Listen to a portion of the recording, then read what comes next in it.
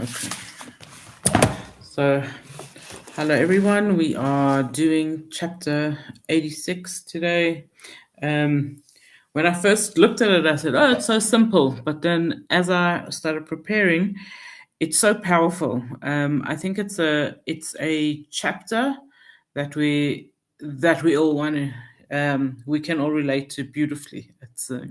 So it's slightly different to the other chapters of Tehilim that we learned in that the others all start off with mizmor, it's a song, or shir, it's a different kind of song, or lam natseach, which is also talking about a song. And this one begins with the words tefillah, it's a prayer. And what kind of prayer is tefillah? So tefillah is a prayer that is a desire from our insides to connect to Hashem. With our soul. So the word tefillah it comes from the root pei lamed lamed, which palel means to connect to, and it's a tefillah is a deep desire to connect to Hashem. You will recognize some of the psukim there, specifically if you daven in an Ashkenazi shul. What's interesting about this tefillah, this chapter of Tehilim, is that it comes somewhere in the middle of a whole lot of chapters that are officially composed by the sons of Kairach, the Bnei Kairach, and yet this particular chapter belongs to or is attributed to David HaMelech. Even though at the end of book 2 of Tehillim, it says here, Kalu Tfilas David Ben Yisha. This is where the chapters which were composed specifically by David end, where they finish, but this one is attributed completely to David. The only one in book 3 that is 3 and 4 that that's attributed to David. So let's have a look at it. And as I say, most of it is very straightforward, but it needs us to stop and think and connect to the words that are being said. Actually, so powerful, despite being so straightforward, or maybe especially because it's so straightforward. And so it begins with the pasuk that says, Tefillah David, this prayer by David. Hatei Hashem aznacha aneni. Hashem, listen to me, turn your ear to me and answer me. Ki ani ve'evyen ani, because I'm poor and I'm destitute. So this concept of Hatei Hashem aznacha, Hashem, turn your ear to me. So we have this concept from David HaMelech quite often that is, Hashem, please listen to me. And there's nothing. I don't think there's anything more, or just slightly more, in life than we want to be heard. When we have something that we need to speak about, when we have something that we need or want, we want the people who we're telling it to hear us, right? And we don't mean just the physical hearing, but we mean hear what I'm saying, listen to me, value what I'm saying, make me feel that I've been heard. And this is what David is saying to Hashem. He says, the biggest thing we want from you, Hashem, is to feel heard, to feel that you're listening to us. And he adds 2 little things over here to his normal idea of listen to me, Hashem. He first of all uses Hashem's name, the Yud and the Hey and the Vav and the Hey, name of Hashem, which is kindness. The name of Hashem, which is Chesed and kindness. And David is saying, Hashem, I want you to listen to me with kindness. I want you not to be in any kind of judgment, not to be deciding if I deserve or I don't deserve, but listen to me with your kind meter, with your chesed, with your desire to be extra nice to me. And he also answers something. He also asks something more than usual. He says, "And anani, answer me. So we always give ourselves and other people explanations where we say, no, Hashem is listening. He always listens. Sometimes we don't realize he's listening. And David says, you know what I want from you, Hashem? I want to know that you're listening to me. I want to know that you are listening to me and that you're answering me and you are answering the things that I'm asking for. So it's a deeper request, a deeper begging, a pleading for Hashem to listen and answer. And he gives the reason for it. He says, Ki ani ve'evian ani, because I am poor and I'm destitute. And immediately all the commentaries start asking, really? David HaMelech, poor and destitute? David HaMelech came from one of the wealthiest families with the best lineage, had everything that he needed. So what does he mean when he says to Hashem, Ki ani ve'evian ani, I'm poor and I am destitute? And so the commentaries start answering this in lots of different ways. I think the most powerful answer that's brought is money doesn't always help.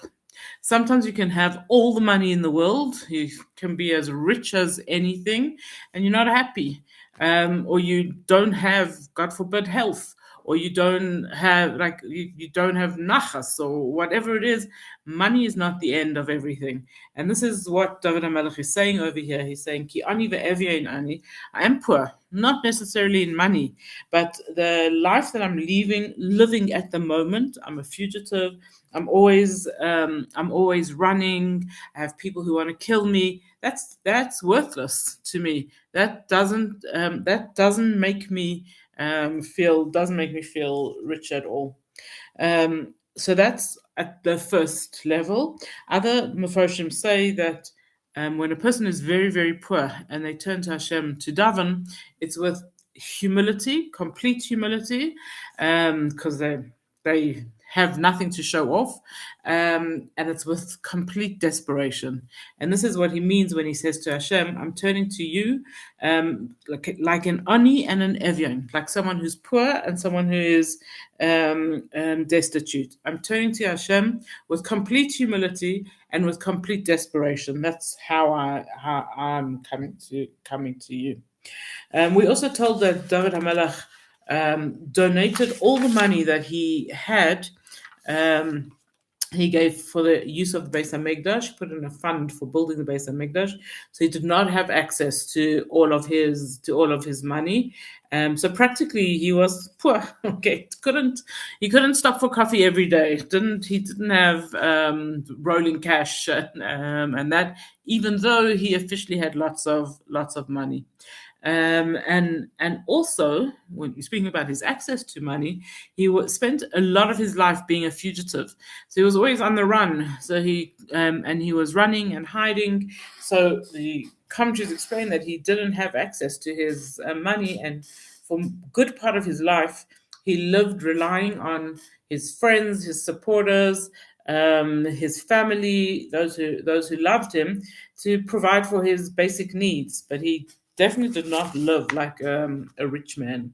So that's the first reason, Hashem, that you should listen to me. Ki ani ve'evian ani. I am poor and destitute.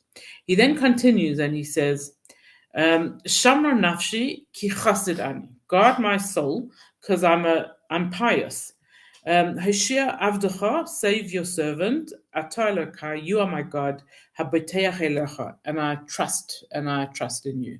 So this is the second reason why you should help me. You should help me ki chassid ani, because I am pious. And we have such a promise written in many different places. Im chassid is chassid. If a person is pious, God will be pious with them. And the Gemara actually discusses this and says, what does it mean David HaMelech was pious? And it lists 4 things. It says, all kings sleep at night, and David HaMelech gets up in the middle of the night and says thanks and prayers and whatever to Hashem. All kings sit on beautiful chairs in royal surroundings, but David HaMelech, he spends his days not sitting in luxury and royalty, but he spends his days answering shilas, answering questions about whether women are pure or impure. Very different kind of king. And then he doesn't rely on his own knowledge, of which, like, he was great and learned and Talmid Chacham, but he checked every single decision, halachic decision that he made. He went to check with his teacher, Mephibosheth. And the final thing that the Gemara says is that David was quiet when his enemies cursed and insulted him. And it's an interesting promise that if a person is quiet when they are being unfairly insulted, such a person has the power of blessing. He gets the name Chassid. There was a time, it was very trendy a few years ago, that anyone who had like a big need, a girl who wanted to get married or a couple who needed a bracha of fertility, so one of the big Rabbanim of Eretz Yisrael was telling them that they should walk around, hang out around people, and watch out for somebody who's been insulted and doesn't respond, and ask them for a bracha. And it's like, sounds funny, but that's exactly what the Gemara says, that if a person has been insulted and they don't retort, they don't respond to that insult, such a person firstly gets the title of chassid, and second of all gets the power of blessing. The Mishpacha magazine, my private encyclopedia, it went through a stage of telling a story every week about someone who found such a person and got their prayers, their needs answered this way. And so this is what David HaMelech says. He says, Ki chassid ani, I'm pious. What does it mean? I have so many enemies and they said so many horrible things to me, and I never cursed them, I never retorted, and therefore I feel I can put the title of chassid by my name. The Meiri adds on the words Shamra Nafshi, guard my soul. He says that most times when people have enemies unfairly, there's people around them who are jealous, there's people around them who give them a very hard time. What happens to the person who is targeted, to the victim, is that they become bitter and cynical. And if we look at David HaMelech's life, he is number one person who, by human logic, should have been the most bitter, cynical human being. And he asks Hashem, he says, Shamra Nafshi, guard my soul. Please, Hashem, never ever let me become angry, become hating of other people, become that kind of bitter, cynical person. Also interesting is the commentaries discuss, why does David HaMelech have to put into a capital of Tehilim, Ki chassid ani? Tell everybody that you're pious, that, like, really? And explains to us that David HaMelech is one of our best examples of a person who could make mistakes, could do teshuvah, and could reach the high level of Ki chassid ani, that he is this pious person. And that's why he can be king. Because a king is not someone who's perfect. A king is someone who recognizes when he does something wrong and does teshuvah, and then he can lead. If the king was just plain perfect, then he wouldn't be able to relate to us. So a king has to be a human who's made mistakes. And this is David HaMelech. He made mistakes, but he's telling us now, Ki chassid ani, I've done teshuvah, I've fixed up the mistakes that I've done, and I'm ready to be your king, Ki chassid ani. And we have a similar concept in the story of Yehuda. Yehuda is the one who we blame for the sale of Yosef. Yehuda is the one who we read about. He goes with a woman who he thinks is a prostitute, and yet Yehuda is the one the line of Mashiach comes from. He has twins, and the twins are, one of them is Peretz, and Peretz is, if you go looking at the line to David HaMelech, is Yehuda's son. And what is great about Yehuda? That he does teshuvah. He acknowledges that he did something wrong. He does teshuvah for it, and therefore he can be Yehuda. He can be the leader of his brothers, and he can be the father of kings, and the father of David HaMelech will be the father of Mashiach. Reuven, on the other hand, who was the Bachar, who should have been the leader, he didn't have this quality. He couldn't come to terms, he couldn't come to grips with the things that he saw himself do that were mistakes, and he could never feel confident enough to say, I did teshuvah, I tried my best, and I'm ready to lead. And that's why he lost the rights of the firstborn, and he lost the kingship to Yehuda, his brother, who wasn't perfect, but he did teshuvah. He fixed up. The last point of this pasuk, he tells Hashem, he says, I want you to save me, to listen to me, and to do all this for me. Why? Because I'm the one who trusts in you. And immediately the Gemara tells us that we have a promise that the more you trust in Hashem, the more He will give you reason to trust in Him. And in the words of the Gemara, it says, a person who trusts fully, Hashem will save them. There's full trust in Hashem. He continues, Pasuk Gimel and Daled, and he says, Chaneini Hashem, be gracious to me, Hashem, ki elecha ekra kol hayom, because I call out to you all day. So this is his fourth reason of telling Hashem, why, Hashem, you should listen to me. He says, because I call out to you all kol hayom, all day. So different to a human parent, he says, okay, I heard you the first time, I heard you the second time, I heard you the third time. Here David HaMelech says, you know why you should save me? Because I called you the first time, the second time, the third time, the fourth time, and I will continue calling on you. No matter what, I will consistently call on Hashem. And that's what Hashem wants from us. He wants us to recognize that everything comes from Hashem. So in every situation, our first thing we should do is turn to Hashem. Kol hayom, all the day. So we've spoken about this concept many times before, that hayom, yom or day, always talking about good things, but kol hayom, all the day, means the good things and the bad things. And this is what David HaMelech says, no matter what part of day it is, whether it's good part of the day, in other words, my life is going well and everything seems great, or it's a difficult part of the day, I'm struggling, I'm in challenges, I'm having crises, or it's just a little bit harder, what is my reaction to everything that happens to me, all of my days, all of my life, is to turn to Hashem, to thank Hashem when I need to, as we'll see in the next psukim, or to plead with Hashem when I need to do that. But to acknowledge Hashem all kol hayom, all of the day. And he continues, Pasuk Daled, Sameach nefesh, Avdecha, gladden the heart of your servant, ki elecha Hashem nafshi esa, because I direct my heart to you. And what David HaMelech is saying, I dedicate myself so absolutely and completely to you, Hashem. I trust in you absolutely and completely. And therefore, what is the big thing I'm asking from you? Sameach nefesh Avdecha. Make me happy.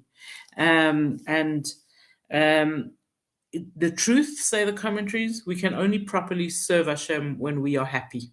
When we're not feeling happy, it's impossible to be fully in full service of Hashem. So we can try, and we must try, but we asking Hashem to help us to be happy, because true service of Hashem can only come through happiness. And he says, Ki ata Hashem tov v'salach, you Hashem are good, and you forgive.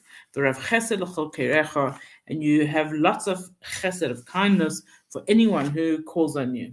So this is one of the lines we use so often, Ki ata Hashem tov, that you Hashem are good.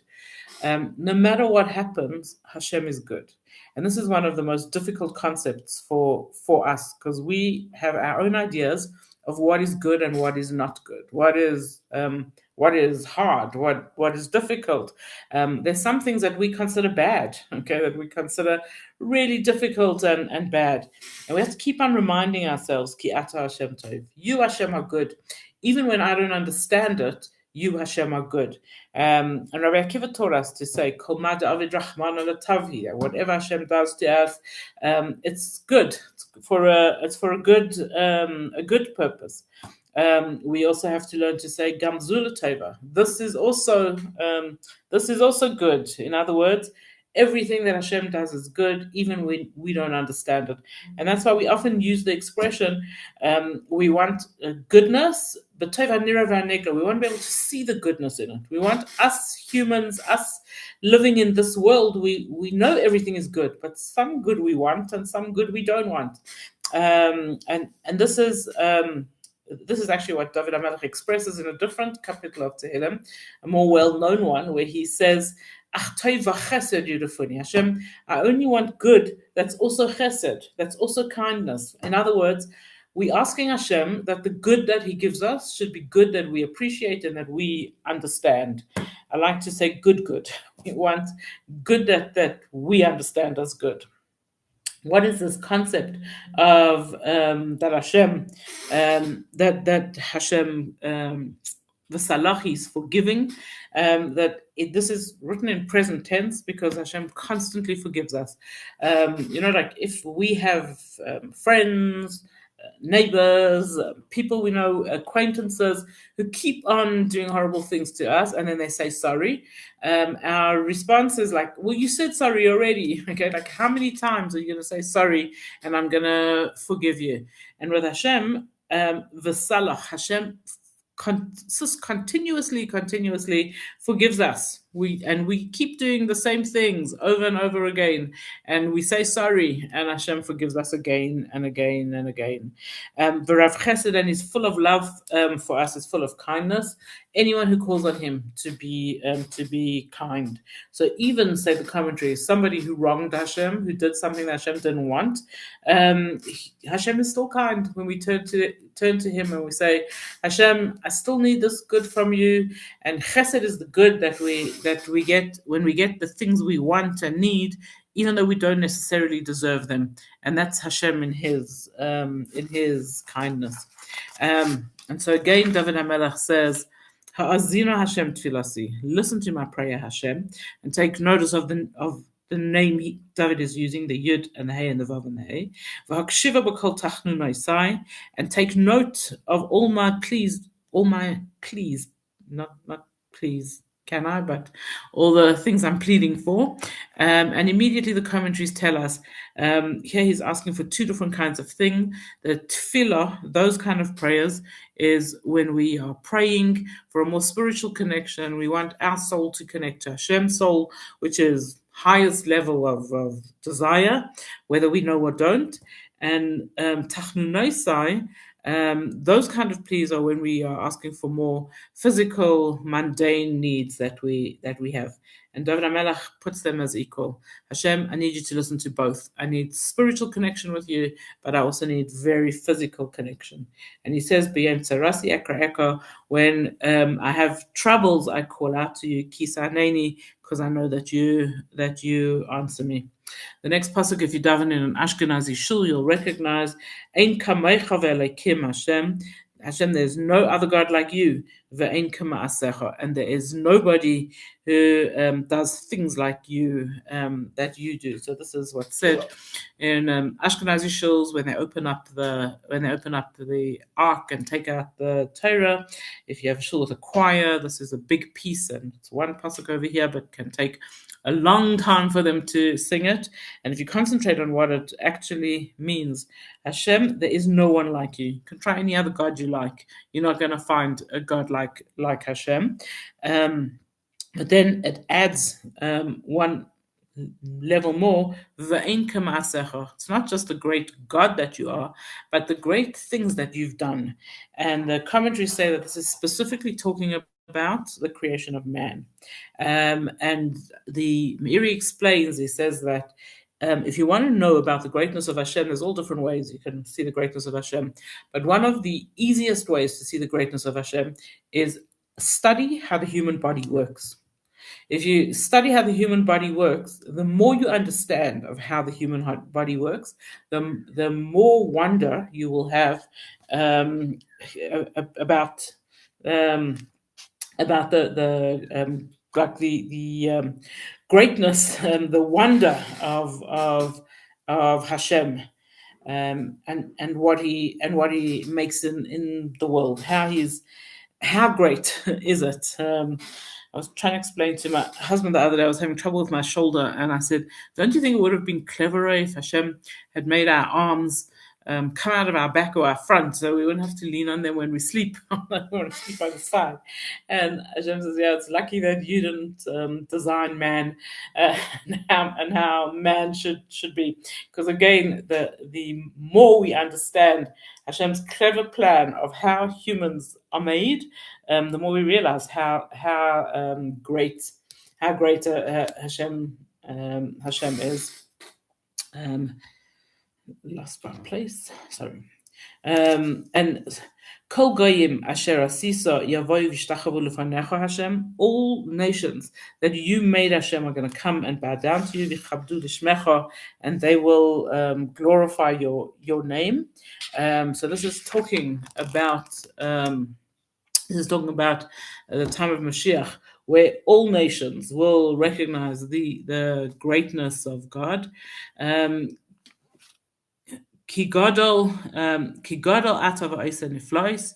You are great and you make wonders. Ata lekim levadecha. You, Hashem, on your own. So even if you're not going to study medicine and you're not going to study about the greatness of the human being and the human body, then just look at the wonders that Hashem makes in the world. And if you just look around you and you see the things, and you see the mountains, and you see the sea, and you see the sunrise and the sunset, and you see just the wonders that Hashem makes, you have to believe in the greatness of Hashem. These words of that you, Hashem, you do them. You, Hashem, alone. There's lots of things that Hashem does that we don't even know, that we don't even realize. Generally, we refer to this as a part of Hashgacha Pratis. So there's so many things happening that we don't realize this is what Hashem is doing. So there's some of the examples are stories that we know. So like we have an Esav who goes out to hunt to make a meal for his father, and Hashem makes his usual successful hunting take long so that Yaakov can go and get the brachas from Yitzchak. So that's all orchestrated by Hashem, without us knowing, without Yaakov knowing, without even Esav knowing. And if we truly think about what goes on in our lives, we'll see the same thing, that Hashem orchestrates funny things so that so that we can get what we need, we can do what we have to, and there's sometimes where we never even realize what Hashem did for us. These kind of things are happening all day. Hareini Hashem darkecha. Hashem, teach me your ways. Ahalech b'amitecha. I'll go in your truth. Yachad levavi liyirashmecha. And I'm asking you, Hashem, to join me so that I should fear. I should be in awe of your name. So again, one of the biggest ways that we can become close to Hashem is by learning. The more we study, the more we'll realize the greatness of Hashem, and the depth of the Torah. So this is our request of Hareini Hashem. Teach me, Hashem, darkecha, your ways. And again, this is a very simple request we have. There's so many times where things happen that we say, I wish I could understand. Okay, I wonder why that happened. I don't understand why that happened. I often have this question, and whenever I say to my husband, like, why do you think Hashem did that? His response always, we don't understand Hashem, and whatever. I would like to understand Hashem. He says, no, you don't really want to understand Hashem. But even David HaMelech wanted to understand Hashem. And he said, Hareini Hashem darkecha. Hashem, show me your ways. Explain to me what you're doing. Why are you doing these kind of things? But he says David HaMelech, he says, Yached levavi, bind my heart to you, leyirashmecha, to have awe for all of your names. So the name we like best is the one at the beginning of this pasuk, the Yud and the Hey and the Vav and the Hey, which is the name of kindness, and that's what we're asking from Hashem. Show me your ways, your kind ways. Explain to me. I like you, Hashem, best when you're in that mood of Yud K and Vav K, and you're doing just kindness and chesed, and life is good, and I understand the goodness of my life. But David HaMelech makes this promise, and he says, I'm telling you, Hashem, I will trust you, I'll believe in you, I will fear you.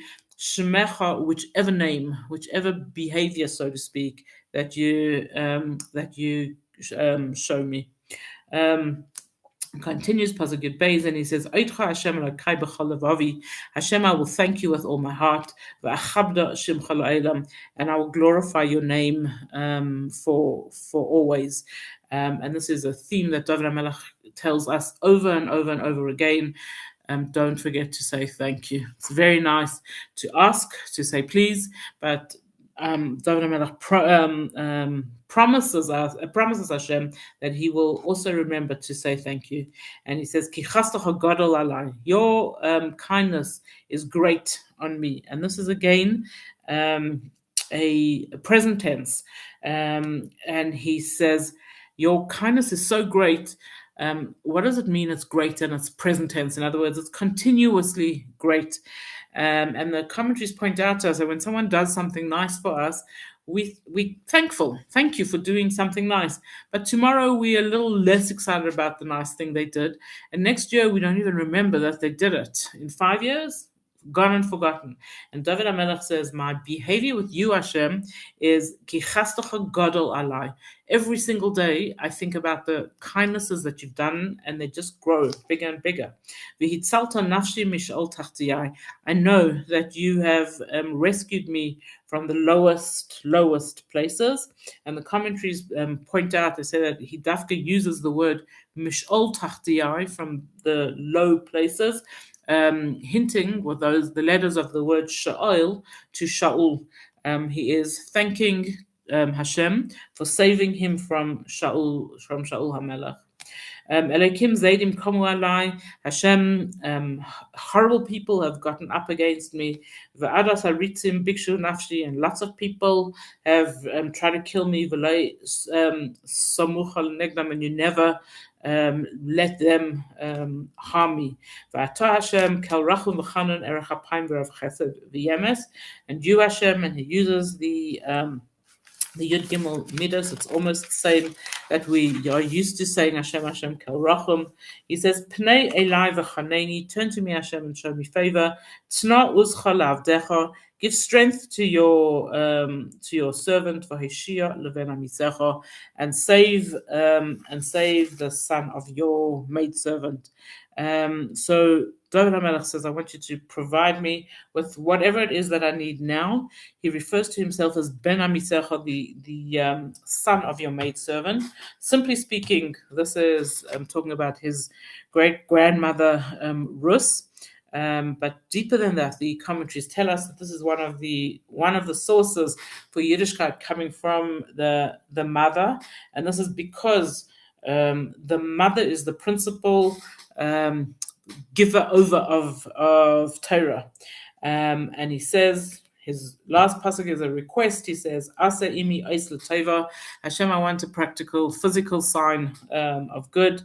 V'yiru sonei v'yevoshu, that my enemies will see and be ashamed. Ki ata Hashem azartanu v'nichamtani. Because you, Hashem, have helped me and you have comforted me. And the commentaries explain that he asked for a public sign that everybody should know that he's David HaMelech. And this sign actually only happened to him after he died. And came to the opening of the Beis HaMikdash, the gates wouldn't open. I kept on saying, open it in the honor of the Yidden, open it in the honor of Shlomo. And the gates of Beis HaMikdash would not open until the proclamation was, open, these gates should open in the merit of David, and then the gates opened, and that was the sign that David HaMelech asks for here in this pasuk.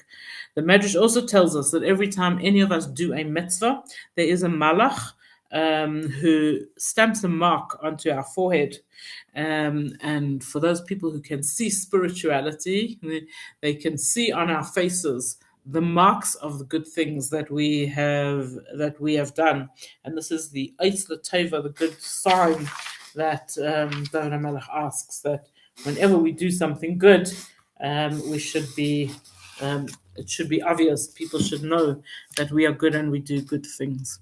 And that, as I said, is a capital that seems so straightforward, but the more we think about it, the more powerful it is for us, turning to Hashem and asking Him to listen to us, and why He should listen to us.